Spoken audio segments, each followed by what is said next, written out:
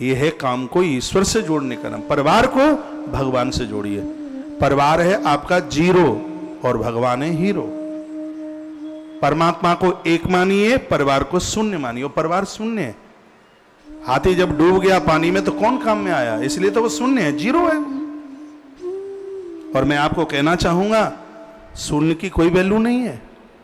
क्या वैल्यू है? चेक पर 10 शून्य लिख दें तो मुझे नहीं लगता कागज का पैसा भी बैंक मैनेजर दे देगा। हां, यदि वही शून्य एक के संग जुड़ा है तो हर शून्य अपने आप में 10 गुना है।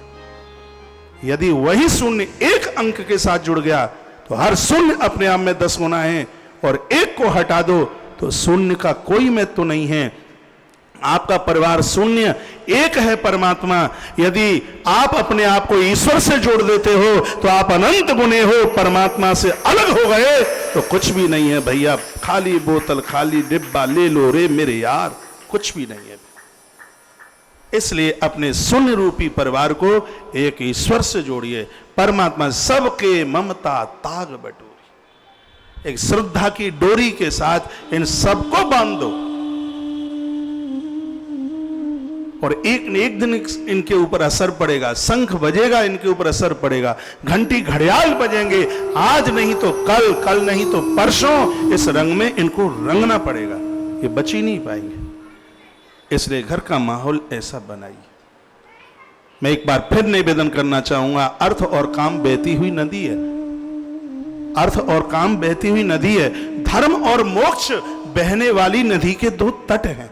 बहुत ध्यान से सुनिए। यदि कोई नदी अपनी सीमा को तोड़ती है, भले वो गंगा यमुना क्यों ना हो, लोगों का विनाश कर डालती है। जिस नदी ने अपनी सीमा तोड़ी, फिर क्या है, इतना पानी होगा, इतनी बाढ़ होगी कि वो लोगों को खत्म कर देगी। मैं निवेदन करना चाहूंगा, अर्थ और काम रूपी नदी के धर्म और मोक्ष ये 2 तट हैं, ये 2 किनारे हैं। जैसे नदी सीमा में बहती हुई अच्छी लगती है, उसी प्रकार से आपका धन और आपका परिवार ये धर्म और मोक्ष की सीमा के मध्य में रहेंगे तो ये ठीक है, नहीं तो विनाशकारी स्थिति को प्राप्त हो जाएंगे।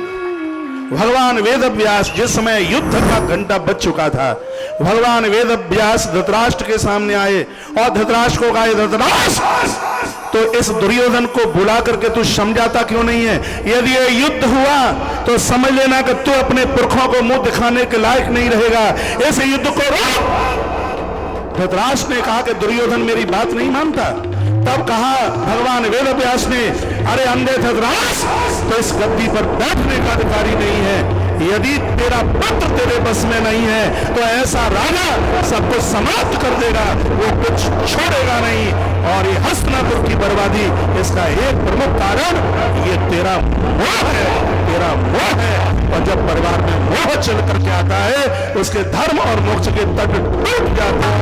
और धर्म और मोक्ष के तट टूट जाते हैं तो वहां विनाशकारी स्थिति पैदा हो जाती है।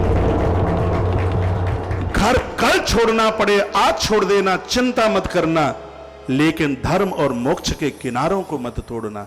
धर्म और मोक्ष के किनारे टूट गए तो परिवार तबाह हो जाएंगे, खत्म हो जाएगा, कुछ भी नहीं बचेगा। इसलिए मैं आग्रह पूर्वक निवेदन कर रहा हूं, सब लोग अपने घर में देवी देवताओं को संभाल कर, गौ ब्राह्मणों को, आने वाले अतिथियों को, उनको मान दो, उन्हें प्रणाम करो, सबको हाथ जोड़ो। मुझे बाबा तुलसी बहुत अच्छे लगते हैं क्योंकि वो रूखड़ों को भी प्रणाम करते हैं। सिया राम मैं सब जग जानी, करहूं प्रणाम जोरी जुग पानी। मैं सबको प्रणाम करता हूं। नामदेव ने एक कुतरे में भगवान को पहचान लिया और हम इतने अभागे लोग हैं, हमें ना इंसान में भगवान दिखते, हमें ना मंदिर में भगवान दिखते। लेकिन उन ऋषियों को, उन चिंतकों को देखिए, उन्होंने तो कड़ कड़ में भगवान का दर्शन किया। गुरु नानक देव ने कहा था, जर्रे जर्रे में है झांकी भगवान की, लेकिन किसी सूझ वाली आंख ने पहचान की। जिस आंख में वासना नहीं थी, उसने तो खम्भ में भी नरसिंह को पहचान लिया। आंख में वासना होगी तो ईश्वर सामने खड़ा होगा। दुर्योधन को कहां दिखाई दिया? वो तो सामने खड़ा था, दुर्योधन को नहीं देखा। ये कथा किसी और की नहीं है, ये कथा मेरी है, ये कथा आपकी है, ये कथा और किसी तीसरे की है। ये कथा